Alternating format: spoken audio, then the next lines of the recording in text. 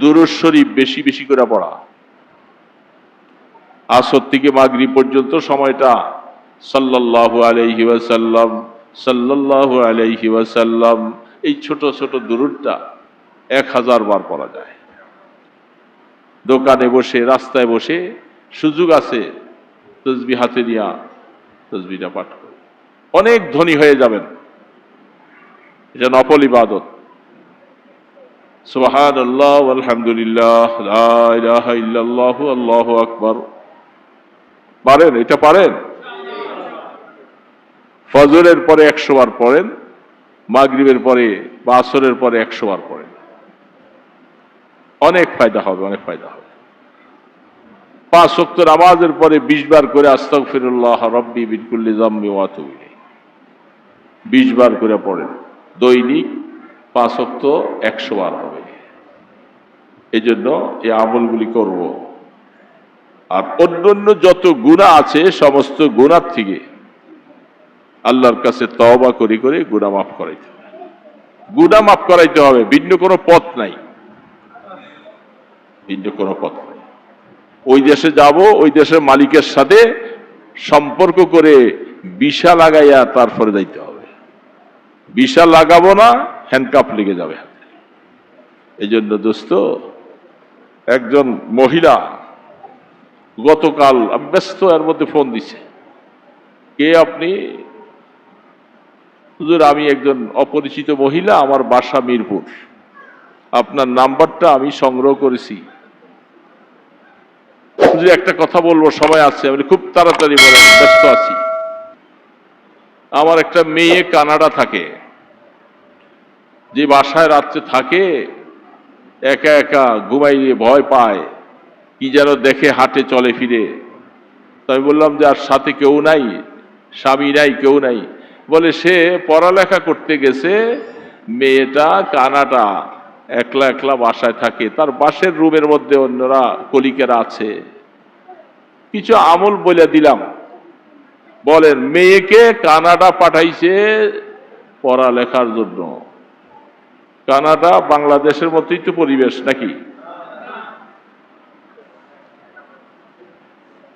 সেই পরিবেশে একটা মেয়ে ডিগ্রি আনতে পাঠাইছে, ডিগ্রি। এখন তারে জিনে ধরে না ভূতে ধরে? হ্যাঁ, কয়েকদিন পরে মানুষও ধরবে, চরিত্রহারা হয়ে যাবে। এদের কি ভরসা? কত বড় সাহস! একটা মেয়ে, বাবা লক্ষ লক্ষ টাকা দিয়ে কানাডা পড়াইতে পাঠাইছে, ডিগ্রি নিয়ে আসবে, ডিগ্রি নিয়ে আসবে। এই ডিগ্রিটা যে কি করবে, এই ডিগ্রি দিয়ে পানি খাইবা? नजर उलझी है 400 में, खरद खोई गई है रंगों में, न छुड़ाए दिल फगाने सहर गाही, अमा शायद मिले अल्लाह में। ডক্টর ইকবাল তিনি বলছেন, আমার বাবা আমাকে লন্ডন পাঠাইছিল অক্সফোর্ড বিশ্ববিদ্যালয়ে পড়ালেখার জন্য। বোতলে পানি আছে, পানিটা দেওয়া। ডায়াবেটিসের রোগী, এত রাত্র পর্যন্ত খালি পেটে থাকা যায় না।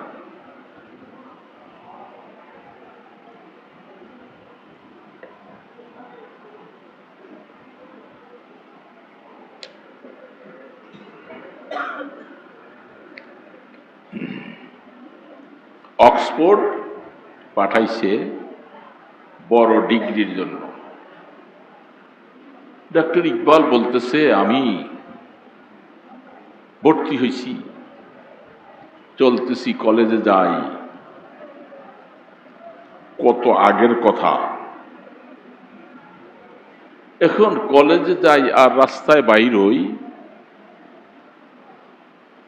বেপর্দা উলঙ্গপানা দেখা, মেয়েদের অবস্থাগুলি দেখা, আমি রাত্রে আইসা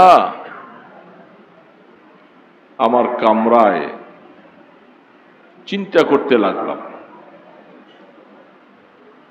কি লেখাপড়া করতে আসছি, কি ডিগ্রি নিতে আসছি। তো ডিগ্রি তো নিব, ইমানটা তো রাইখা যাইতে হবে এখানে। এমন পরিবেশ,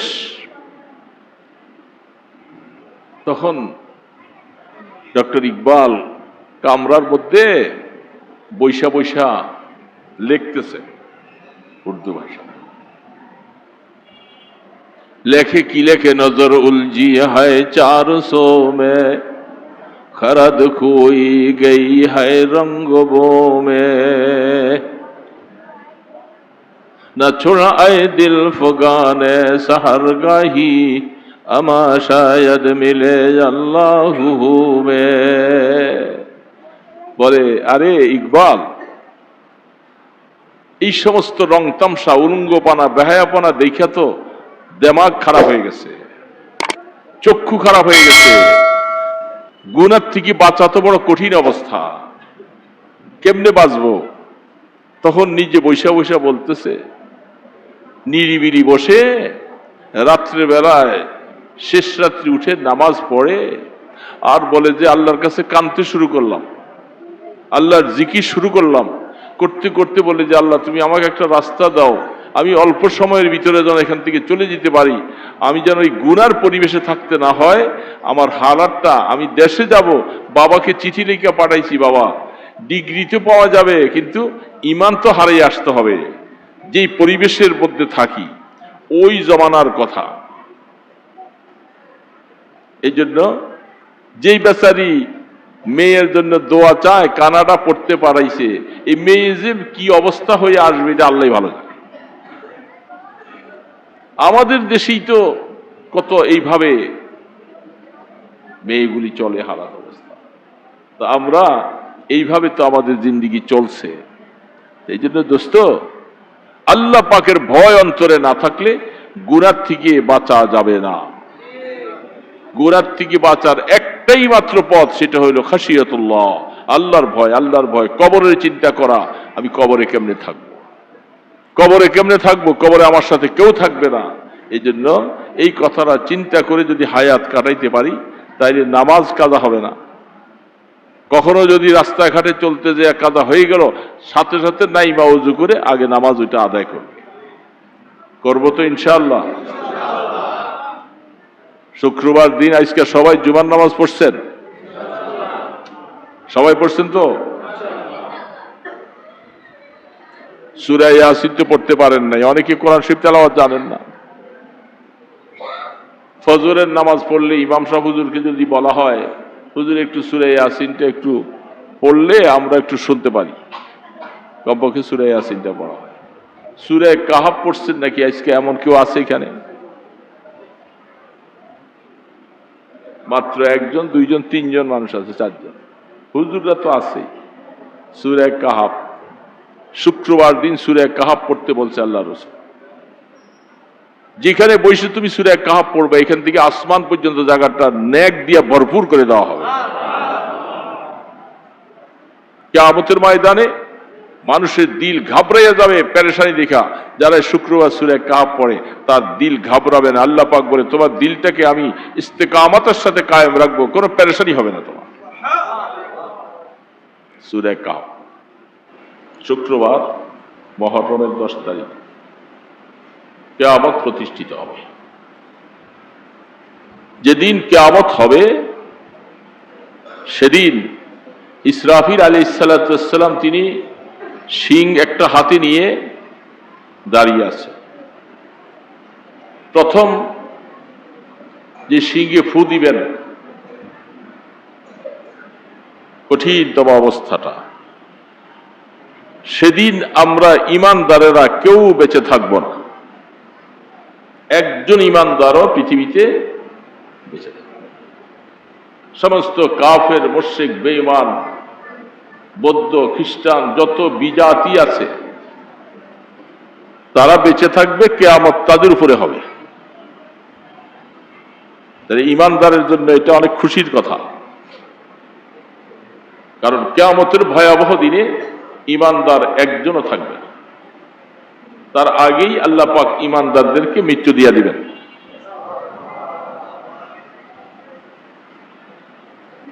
আর কিয়ামত ততক্ষণ পর্যন্ত হবে না যতক্ষণ পর্যন্ত জমিনে একজন ঈমানদার বেঁচে থাকে। একজন। তাহলে বোঝা যাচ্ছে হাদিসের ভাষা অনুযায়ী সমগ্র আসমান জমিন সবচেয়ে একজন ঈমানদারের দাম আল্লাহ পাকের কাছে অনেক বেশি। একজন ঈমানদার। ঈমানদারের দাম আছে না নাই? লা তাকুমুস সাআহ হাত্তা ইয়াকুলা আল্লাহ আল্লাহ। এই আল্লাহ শব্দ কে বলবে? ঈমানদার বলবে। ঈমানদার ছাড়া আল্লাহ কেউ, কাফের, মুশরিক, বেঈমান কেউ আল্লাহ শব্দ বলবে না। আল্লাহকে ডাক দেনেওয়ালা, আল্লাহ বলে স্মরণ করনেওয়ালা একমাত্র ঈমানদার। সেই একজন ঈমানদার যখন আল্লাহ বলে ডাক দিবেন, আল্লাহ পাক বলে, হ্যাঁ, জমিনকে, আসমানকে আমি এখনো ঠিক রাখবো। আসমান তার জায়গায় থাকবে, চাঁদ সূরজ তার কাজ করতে থাকবে। যখন একজন ঈমানদারকেও আল্লাহ উঠাইয়ে নিবেন, কখন উঠাবেন? যখন আল্লাহ কিয়ামত করার সিদ্ধান্ত নেন, তখন আর ঈমানদারকেও রাখবেন, তাকেও আল্লাহ মৃত্যু দিয়ে দিবেন। তারপরে কিয়ামতের সিংহে ফু দেওয়া শুরু হবে। কেউ হাটে যাবে, কেউ বাজারে যাবে, কেউ ঘুমিয়ে আছে, কেউ আরাম আছে, তাদের সবাইকে নিয়ে এই আসমানটা ভেঙে চুরমার হয়ে যাবে। বিশ্বাস হয় ঈমানদাররা তখন থাকবে না, কিন্তু আল্লাহর কোরআন তো বলে গেছেন, ইজাস সামাউন ফাতারাত ওয়া ইদাল কাওয়াকিবুন তাসারাত ওয়া ইদাল বিহারু ফুজ্জিরাত ওয়া ইদাল কুবুরু বু'সিরাত আলিমাত নাফসুম মা কদ্দামাত ওয়া আখখারাত। আসমান ভেঙে চৌচির হয়ে যাবে, খণ্ড খণ্ড, টুকরা টুকরা হয়ে যাবে। আসমানটা কত বড়, কত মোটা! এক একটা আসমানের মোটাইটা শুধু 500 বৎসরের রাস্তা। আল্লাহ পাকের কুদরতের কথা শুনলে ঈমান তাজা হয়। শুধু মোটাইটা, আমাদের এই পিলার, এই ওয়াল, এগুলার যে একটা থিকনেস আছে, ঠিক আসমানের একটা থিকনেস আছে। একটা আসমানের দবজ মোটাইটা অতিক্রম করতে 500 বছর লাগে। তাহলে 7টা আসমান, এই 7টা আসমান ভেঙে একটার পর একটা ভেঙে ভেঙে সব টুকরা টুকরা হয়। ইসরাফিলের সিংহের ফুয়ের মধ্যে পাওয়ার কত!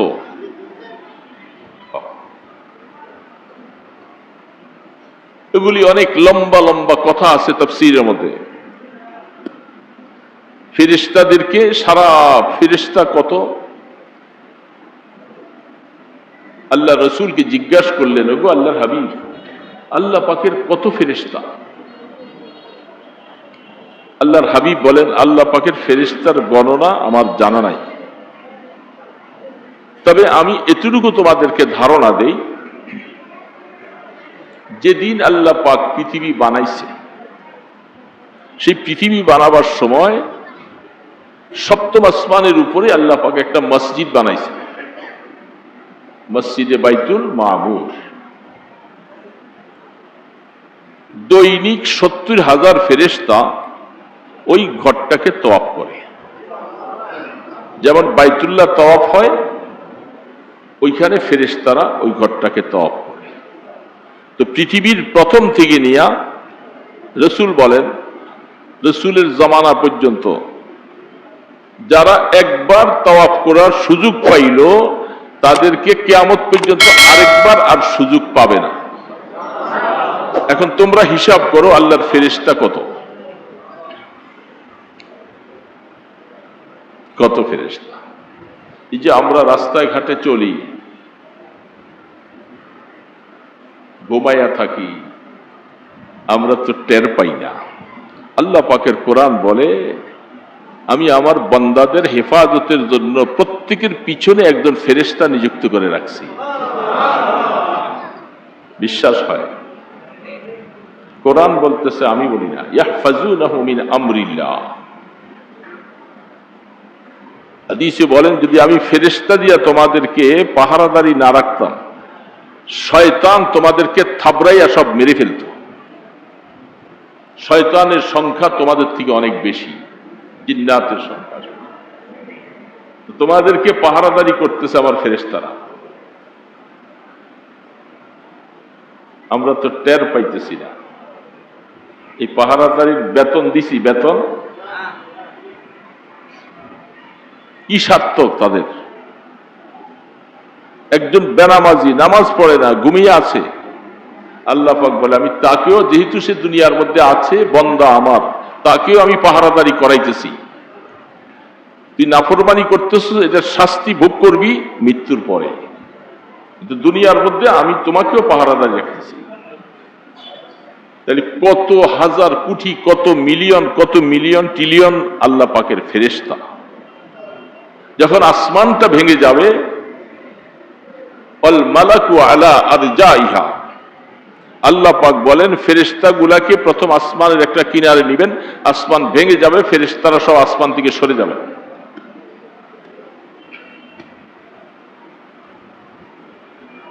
আল্লাহু আকবার।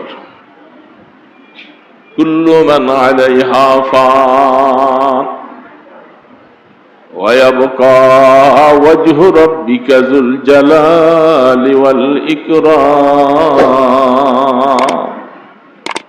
فبأي آلاء ربكما تكذبان। আল্লাহ পাক বলতেছে সব কিছু ধ্বংস হয়ে যাবে, শুধু একমাত্র আল্লাহ বাকি থাকবেন, আর কেউ থাকবে না। আল্লাহ ওয়ায়াবকা ওয়াজহু রাব্বিকা যুল জালাল, কেউ বাকি থাকবে না। আজরাইল, জিব্রাইল, ফেরেশতা যত আছে সব মরে যাবে, সব শেষ হয়ে যাবে। আল্লাহ রাব্বুল আলামিন এইভাবে করে সারা পৃথিবী ধ্বংস করে দিলেন, শুধু আল্লাহ বেঁচে আছে। আল্লাহ পাকের কোনো লয় নাই, কোনো ক্ষয় নাই, তিনি বেঁচে আছেন। প্রথম শিং ফু দেওয়ার পরে আসমান ভেঙে টুকরা হয়ে যাবে। ইজাস সামাউন ফাতারাত ওয়া ইজাল কাওয়াকিবুন তাসারাত, যত নক্ষত্র, চন্দ্র, সূর্য আছে এগুলি সব ছিটকে ছিটকে হয়ে যাবে, এগুলি আলো থাকবে না। কত বড়! পৃথিবীর থেকে সূর্যটা কত বড়? 9 কোটি, 9 কোটি 30 লক্ষ মাইল দূরে। বড় কত! সারাটা পৃথিবী বলে যে সূর্যের কাছে একটা সামান্য একটা ফোঁটা, সূর্য এত বড়, সেই তুলনায় পৃথিবীটা একটা গ্রহ, এটার কোনো অস্তিত্বই নেই, একটা গ্রহ। আল্লাহ পাক বলতেছেন ওয়াইজাল কাওয়াকিবুন তাসারাত, সমস্ত নক্ষত্রাদি, চন্দ্র, সূর্য সব ছিটকে সব শেষ হয়ে যায়। ওয়াইজাল বিহারু ফুজ্জিরাত, সারা পৃথিবীর যত সমুদ্র পানি আছে এগুলি সব শুকিয়ে যাবে।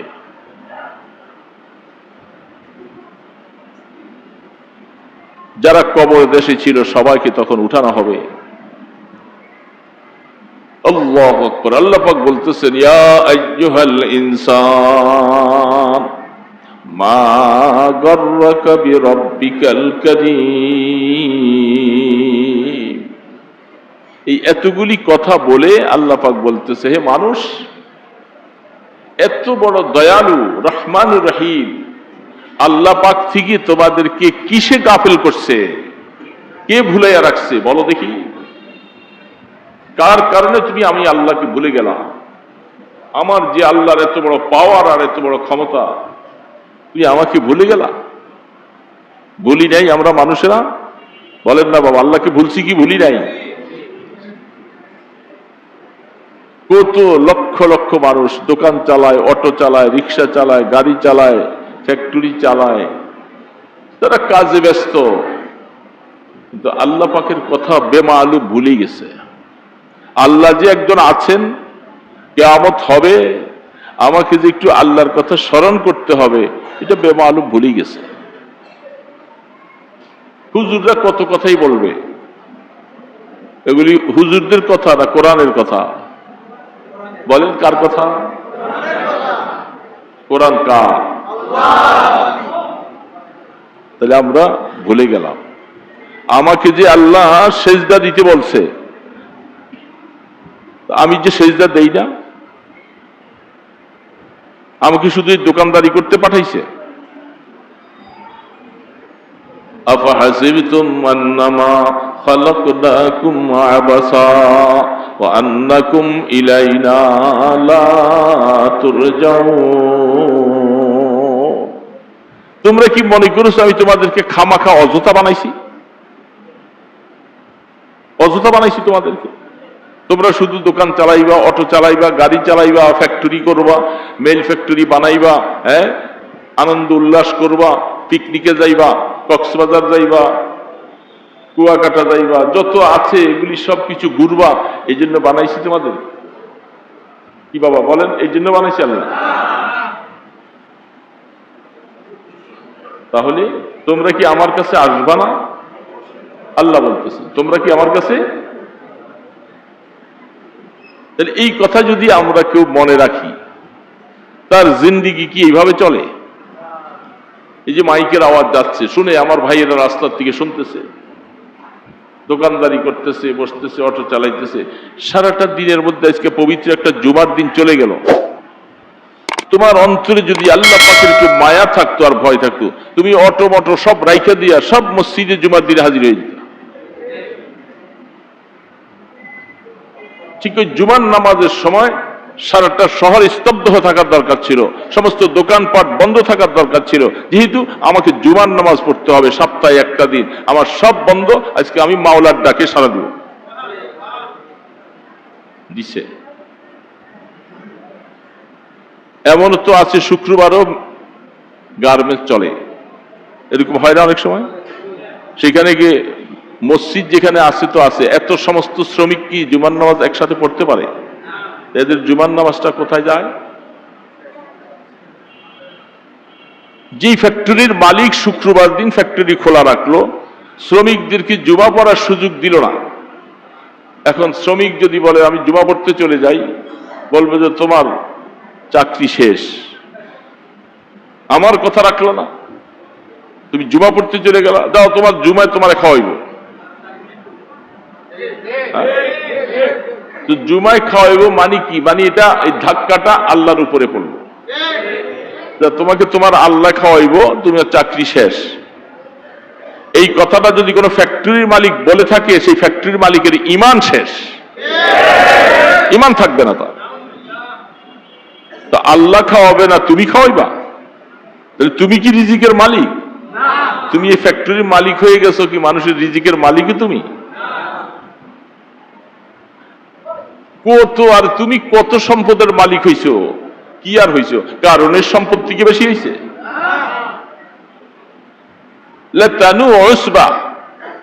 কোরআন বলতেছে কারণের সম্পদ কতটুকু ছিল, আমি তোমাদেরকে ওইটার বর্ণনা দিলাম না, আমি আল্লাহ তোমাদেরকে বর্ণনা দিচ্ছি। শোনো, কারণের যে গোডাউনগুলি ছিল, তার এই গোডাউনগুলোর মধ্যে যে চাবি ছিল, তালা ছিল, এই তালার চাবিগুলি প্রায় ওসওয়া একেবারে কমপক্ষে 9 জন। এই 9 জন মানুষে উঠাইতার মতো শক্তি নাই, এত চাবি ছিল তার গোডাউনের। নাউজুবিল্লাহ বলেন। শুনতে সুবহানাল্লাহ বলতে মনে চায়, কিন্তু দেখেন সুবহানাল্লাহ বলা যাবে না, তার কারণের ব্যাপার। এত সম্পদ তার, এবং মানুষ দেখি দেখি বলতেছিল আহা, যদি কারুনের মতো এই সম্পদ আমরা কিছু পাইতাম। মানুষ তার এই আড়ম্বরা জাঁকজমক, তার ধন সম্পদ দেখে দেখে মানুষ সবাই অবাক, আর মনে মনে তামান্না আরজু করতেছে যদি কারুনের মতো কিছু সম্পদ হতো। সকালবেলা এই আবদার করছে, বা রাত্রিবেলা আবদার করেছে, সকালবেলা আল্লাহ পাকের গজব তার উপরে চলে আসলো। তাকে শুনছেন আপনারা, আল্লাহ নবীর সাথে বেয়াদবি করেছিল, মুসা আলাইহিস সালামের সাথে বেয়াদবি করেছিল। তাকে রাগ করে বলছিল, আল্লাহ তুমি কারুনকে ডাবাও। কারণ যখন ডাবতে শুরু করলো, কারুনের সাথে সাথে তার সমস্ত মাল সম্পদ, গোডাউন যেখানে যা ছিল সব কিছু ডাবতে শুরু করেছে। আওয়াজ বোঝা যায় না? আওয়াজ বোঝা যায়? পিছনে ওলারা আওয়াজ বোঝা যায়? তাহলে আবার এটা কি লেগা? আর কি আওয়াজ বোঝা যায় কিনা? বেজার লাগাইতে আছে।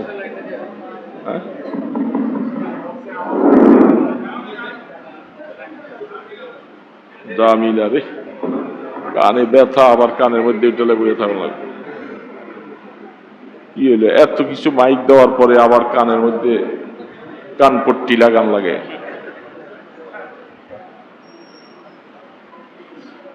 আওয়াজ কি বোঝা যায়? এতক্ষণ তো আপনারা বললেন না। কষ্ট করতে আসি, যদি আওয়াজ নাই বোঝা যায় তাহলে কি লাভ?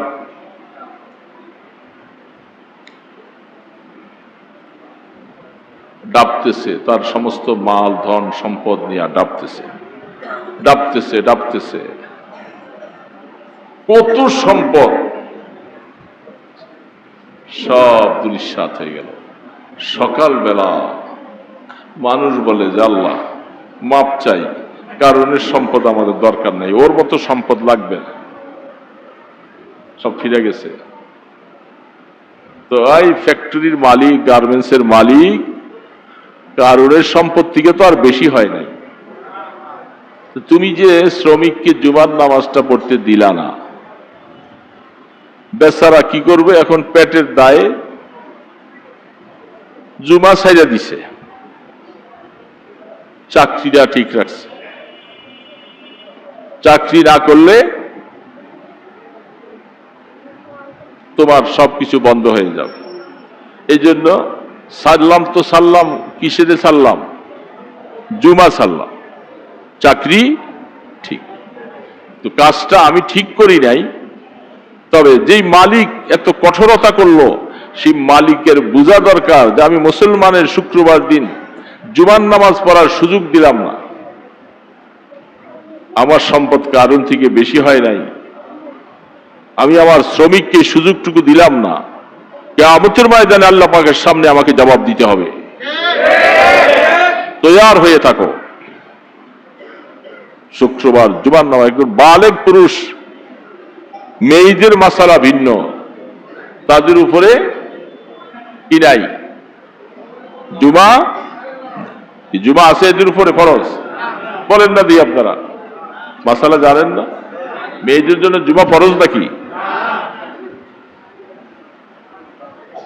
তাহলে আপনারা জুমার নামাজটা পড়তে দিলেন না, আর আপনারাও কি করলেন? বাবা আমার চাকরিটা থাক।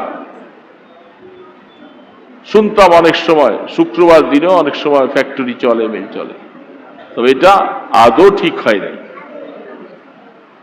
কেন একটা শুক্রবার 1 ঘন্টা সময় এই শ্রমিককে দিলে তোমার কি অসুবিধা? 1 ঘন্টা সময় দিলে শ্রমিকরা জুমাটা পড়তো, কি পারতো না? এই সুযোগটা দেওয়া উচিত ছিল। আপনি মুসলমান মালিক হইয়া আপনি মুসলমান শ্রমিককে জুমা পড়ার সুযোগ করে দিলেন না, তাহলে খ্রিস্টান দিবে, বৌদ্ধ দিবে, হিন্দুরা দিবে, ইহুদিরা দিব দিনটা, ওরা আরো 12টা বাজাই দিবে। কোন হিন্দুর মালিকের জন্য যদি ফ্যাক্টরির মালিক হয়, সে তো চিন্তা করবে বাবা শুক্রবার আসলে সব শ্রমিককে বাধ্যতামূলক অফিসে থাকা লাগবে, যেন মুসলমান মসজিদে যাইতে। যারা শুক্রবারকে এইভাবে গুরুত্ব দিল না, মুসলমানকে একটা ঘন্টা সময় জুমা পড়তে দিল না, এরা হিন্দুর থেকে আরো খারাপ হয়ে গেছে।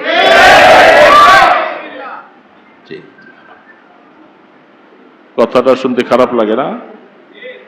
বাস্তব কথা না? তো বাস্তব কথা বলতে খারাপ লাগে। আপনি শুক্রবার দিন জুমা যদি এইভাবে ছেড়ে দেন, আপনার ইমানের 12টা বেজে যাবে। আপনি এইভাবে যদি সবসময় সপ্তাহের মধ্যে, মাসের মধ্যে 3টা 4টা শুক্রবার ছেড়ে দিলেন, আপনার ইমানের 12টা বেজে গেছে। ইমান আছে না না আছে সেটাও আপনি তালাশ করে দেখেন।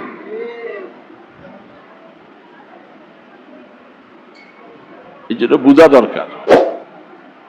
আপনারা ম্যাক্সিমাম এই এলাকার মানুষ শ্রমিক, ফ্যাক্টরিতে কাজ করেন, গার্মেন্টসে কাজ করেন। বোঝা দরকার সমস্ত শ্রমিকেরা একসাথে মিলে আমাদেরকে জুমার জন্য 1 ঘন্টা সময় দিতে হবে। পারবেন না বলতে? না হুজুর, কাল শুধু বেতনের জন্য স্লোগান করতে পারেন, গার্মেন্টস ভাঙতে পারেন, এটা করতে পারেন, ঢিল মারেন, কিন্তু আপনারা জুমার নামাজের জন্য 1 ঘন্টা সময় দেওয়া লাগবে, এটা পারেন না বলতে? হ্যাঁ, এটা পারবেন। মেয়র গলায় ঘন্টা কে বানবে? মেয়র গলায় ঘন্টা কে বানবে? বলেন, আমার কথাটা সত্য না মিথ্যা বলেন? আপনারা সকলে মিলে যদি একসাথে এমডি স্যারের কাছে, সবার কাছে বলেন যে আমাদেরকে শুক্রবারের জন্য আমরা ডিউটি করব, আপত্তি নাই, লাগে 1 ঘন্টা বেশি করব। হ্যাঁ, আমাদেরকে বিনা বেতনে 1 ঘন্টা পরিশ্রম আপনি বেশি করান, তবু শুক্রবারের জুমার সময় আমাদেরকে 1 ঘন্টা সময় দেওয়া লাগবে। বলতে পারেন? হ্যাঁ, আমি এইগুলা বললে হুজুরকে দিয়ে, হুজুরকে বলি কথা, এই সত্য কথা বলে। আর হুজুরের বাবার কি ঠেকারা পড়লো? আপনাদের যদি আমি রাস্তা বলে দিলাম, আপনারা এই কথা বলবেন এমডি স্যারের কাছে, জুমার দিন আমাদেরকে জুমার নামাজ জন্য 1 ঘন্টা ছুটি দিবেন, তারপরে আপনি 1 ঘন্টা সময় আমাদেরকে বেশি খাটাইন, এটার জন্য কোনো পারিশ্রমিক নিব না আমরা। পারবেন? ওইটা তো আবার করবেন না, না আমরা 1 ঘন্টা বেশি করছি না, আমাদের পারিশ্রমিক দিতে হবে, কি ওইটা তো পারবেন না? বলে না কেউ কি পারবেন? 1 ঘন্টা বিনা পারিশ্রমিক ছাড়া 1 ঘন্টা পরিশ্রম বেশি করবেন, তবু জুমার নামাজের দিন 1 ঘন্টা ছুটি পায়, পারবেন বলতে? জুমার দিন এত বড় গুরুত্বপূর্ণ একটা দিন, ইমানদার শুক্রবার দিন মারা গেলে কিয়ামত পর্যন্ত তার কবরের আযাব মাফ। শুক্রবারটা কি একটা সাধারণ মনে করেছেন আপনারা? শুক্রবার, আল্লাহু আকবার। এই হালাত আমাদের চলছে, তা আমরা কি করে ভালো হব? কি করে ভালো হব? আমাদেরকে সহি রাস্তায় উঠার জন্য সিস্টেম অনুযায়ী উঠা লাগবে। এই জন্য ইমানদার মুসলমান, আল্লাহ পাক বলতেছেন, ইয়া আইয়ুহাল ইনসান মা গাররাকা বিরাব্বিকাল কারীম। এত বড় দয়ালু খোদার থেকে কে তোমাকে ভুলে রাখছে?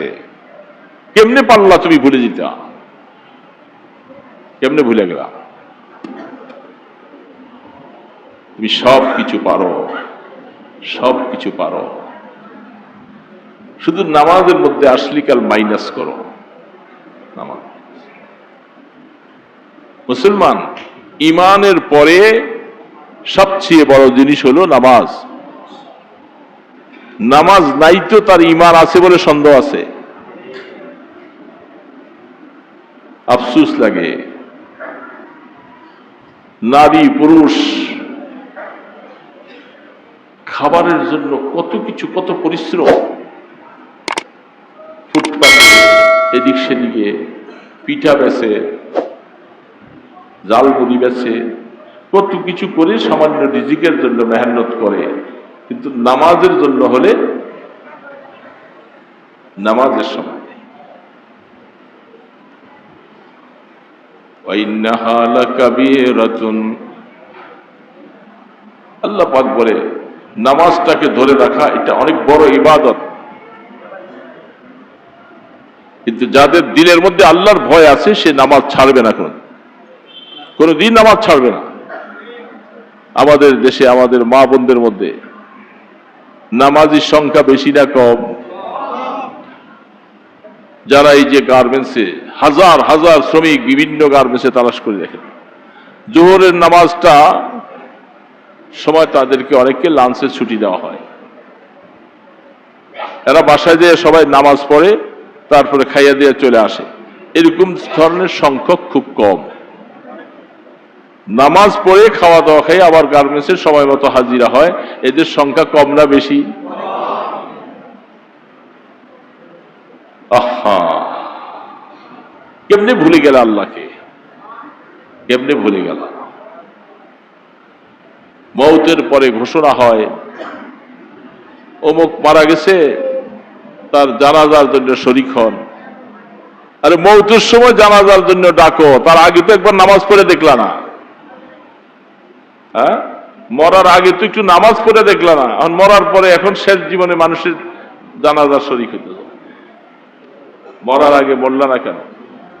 কেন বললা না? এই জন্য আল্লাহ পাক বলছে, এত সুন্দর রহমানুর রাহিমকে কেমনে ভুলে গেলা তোমরা?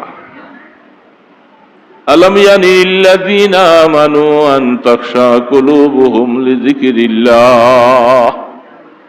আমার আল্লাহর জন্য তোমার দিলটা একটু কানবে, দিলটা একটু মায়া লাগবে, সময় কি এখনো হয় নাই? আল্লাহ বলতেছে এখনো সময় হয় নাই। আমার আল্লাহকে একটু মায়া করবা, সময়টা কি তোমার এখনো হয় নাই? আর কবে হবে? সময় কবে হবে? যখন লাশ কাঁদি নিয়ে যখন কাপড়ে ঢুকাইয়া যখন নেওয়া শুরু করবে তখন হবে। তখন হলে কোনো লাভ হবে বাবা? কোনো লাভ নাই। জীবনে আমরা বহু নামাজ ছাড়ছি, বলেন, এখন হয়তো রেগুলার হয়েছি, কিন্তু আগে অনেক নামাজ আমাদের কাজা করছি কি করি নাই? এমন মানুষ আমরা আছি না নাই এখানে? কি অবস্থা? নামাজ বালেগ হয়েছে 15 বছর বয়সে, আমি নামাজ শুরু করছি যাইয়া 30 বছর বয়সে। এরকম বহু নামধারী আছে 30 বছরে 25 বছরে যাইয়া ওয়াজ শুনছে, এখন নামাজি হয়েছে। এখন ওই 15 বছরের নামাজের কি হালাত? এটা এমনি ছেড়ে দিব আল্লাহ পাক? এমনি ছাড়বে না। বহুত ব্যাপার। আল্লাহর শুকর, আমি অনেক আগে মাঝে মধ্যে আমাদের মসজিদে আলোচনাগুলি করতাম। আমার অনেক মুসল্লি তারা জীবনের যে নামাজ কাজা করেছে এগুলাকে আমার থেকে আইসা হিসাব কিভাবে করবে হিসাব নিয়া নামাজগুলি কাজা শুরু করেছে। অনেকেই মারা গেছে, দুনিয়াতে নাই। দোকানটা খুলছে, খুইলা শ্রমিক কর্মচারী বলছে তুমি থাকো, মসজিদে আইসা অজু করে এই কাজা নামাজ পড়া শুরু করেছে। এমনও দিন গেছে দৈনিক 200 রাকাত নামাজ পড়েছে, 200 রাকাত।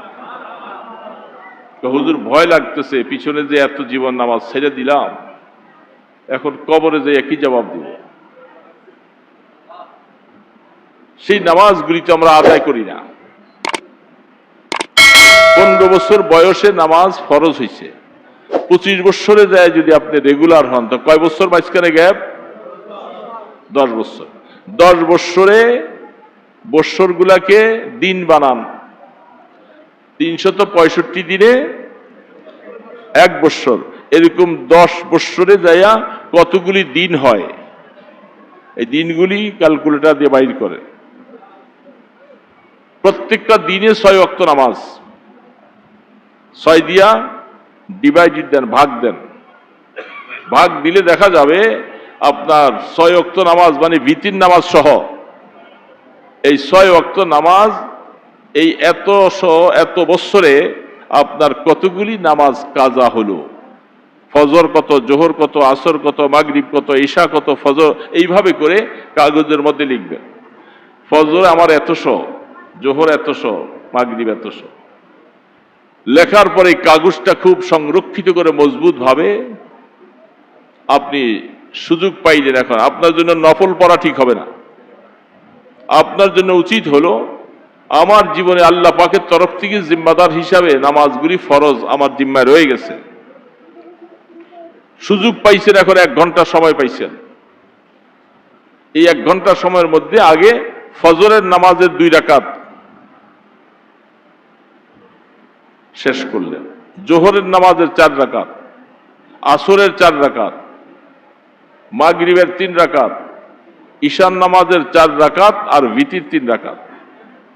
এই 5 ওয়াক্ত নামাজ পড়লেন আপনি লাগাতার। আগে জোহর, ফজর, জোহর, আসর, মাগরিব এইভাবে পড়তে থাইকা সময় যদি হাতে থাকে আবার শুরু করবেন ফজরের থেকে।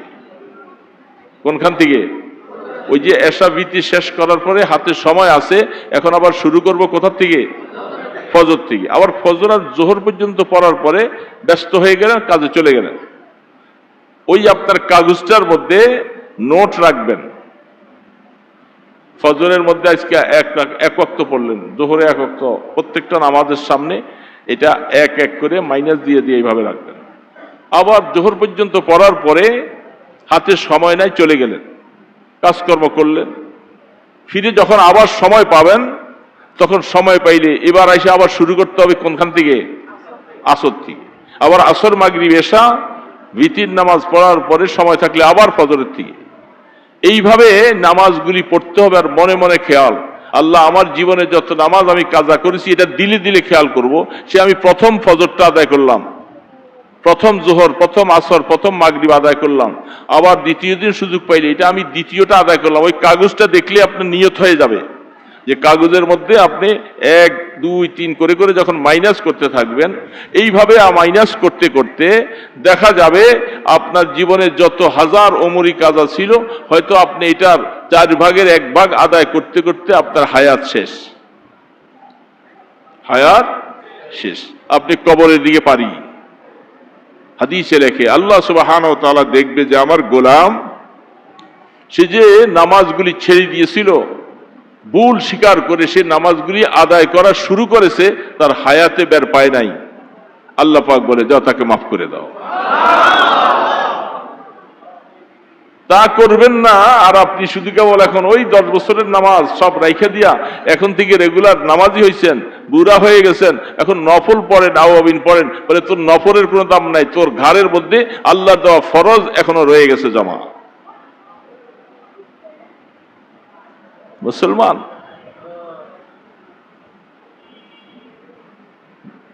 জান্নাত এটা মামার বাড়ির আবদার না। 1 ওয়াক্ত নামাজ বিনা কারণে ছেড়ে দিয়ে 7000 বছর জাহান্নামে জ্বলা লাগবে। একদিন জ্বলার ক্ষমতা আছে, একদিন।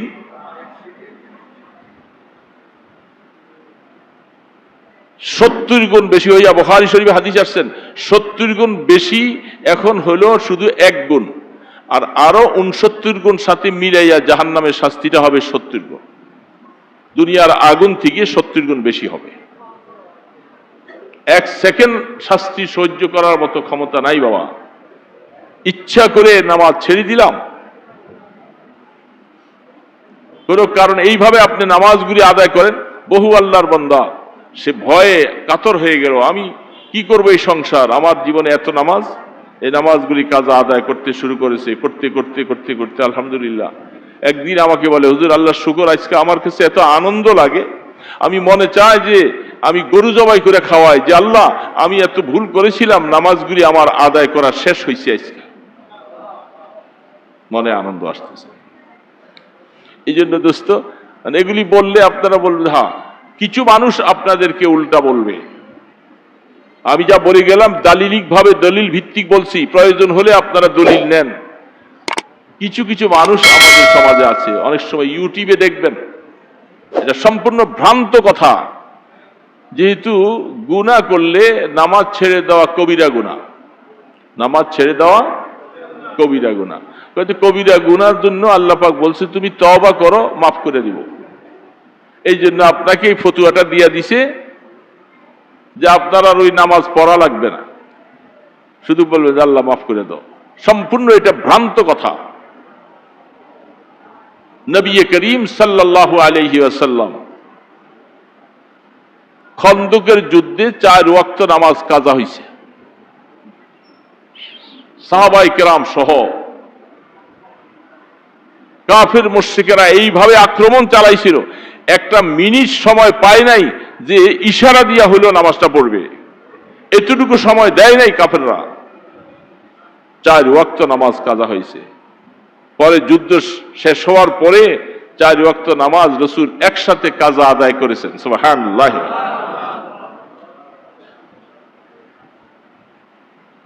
যদি এটা আদায় করাই না লাগবে তাহলে আল্লাহ রাসূল সাহাবায়ে কেরাম কেন কাজা আদায় করলেন? কেন আদায় করলেন? আল্লাহ রসুল থেকে বড় দোয়াগির আপনি হয়ে গেছেন যে আপনি মাপ চাইলে মাফ করে দিবে? রসুল তো এই কথা বললেন না সবাই মাপ চাও, আদায় করা লাগবে না। আল্লাহ রসুল নিজে আদায় করে দেখাই দিয়েছেন, কাজা হয়ে গেলে নামাজ আদায় করতে হবে। এই জন্য দোস্ত, যাদের সাহস হয় হিসাব করে যে আমি কখন থেকে নামাজে রেগুলার হয়েছি, আমার 15 বছর বয়স থেকে ওইখানে হিসাব লাগাইয়া এগুলাকে কাউন্ট করে পকেটে রাখবেন, আর আস্তে আস্তে করে কাজা আদায় করবেন। আদায়ের সিস্টেম ওই ফজর থেকে শুরু। ফজর, জোহর, আসর, মাগরিব পড়ে চলে গেলাম, সময় নাই, আবার আইসা এশার ভিতির পরে আবার ফজর থেকে শুরু করতে হবে। এই সিস্টেম অনুযায়ী আদায় করা লাগবে। এখন তো শুনলে একটু কষ্টই লাগবে। ঋণ করতে করতে করতে করতে ঋণের বোঝা লক্ষ লক্ষ টাকা হয়ে গেছে, এখন ঋণ দিতে পারে না। এখন বলে যে আত্মহত্যা করতে মনে চায়। কেন এত ঋণ করছিলা? কেন করছিলা? এত টাকা ঋণ করলা কেন? এখন ঋণ দিতে পারো না। এই জন্য এখন কষ্ট লাগে, নামাজগুলি সব ছেড়ে দিয়া রংবাজি করেছো, মজা করে করে সব চলছো। এখন হঠাৎ করে চিন্তা আসলো, হায় হায় কবর তো সামনে আসতেছে, কবর সামনে আসতেছে, এখন তো কবরে যাওয়ার পরে পানিশমেন্ট হবে। এখন চিন্তা আসতেছে, তা আগে কেন নামাজ ছেড়ে দিছিলা? এত আলেম ওলামারা, এত কোরআন হাদিস বারবার বলতেছে 15 বছর বয়সে তোমার উপরে নামাজ ফরজ। হিসাব শুরু হয়ে যাবে তখন থেকে। ভালো লাগে নাই, শরীরের রক্ত গরম ছিল। আরে কি আর হবে, কি হবে? দোস্ত একটু চিন্তা করো, রাত্রা বালিশের মধ্যে মাথাটা রাইখা একটু চিন্তা করো যে কি হালাত, কি অবস্থা। কথাগুলি বুঝে আসছে বাবা? আমাদের জীবনে যদি এরকম কাজা নামাজ থাকে, এটাকে কালকেই বসে হিসাব শুরু করেন, হিসাব করে কাজা আদায় করা শুরু করেন। আপনার নফল পড়া ঠিক হবে না। আপনার কাজ হলো পাওনাওয়ালার পাওনা আগে দেন, দান করব পরে, দান পরে, আগে পাওনাওয়ালার পাওনা দিয়ে দেন। পারবেন? এই জন্য কথা আর নয়, ক্লান্ত হয়ে গেছি তো। সেই জুমার থেকে নিয়ে কথা শুরু হয়েছে, শারীরিক অসুস্থ, পারি না, কথা অনেক বলার ছিল, পারতেছি না। আপনারা কষ্ট করে বসে আছেন। কয়েকটা কথা, যার অন্তরে আখেরাতের ভয় আছে সে আল্লাহর সাথে মুআমেলা ঠিক করবে। আর জুমার দিন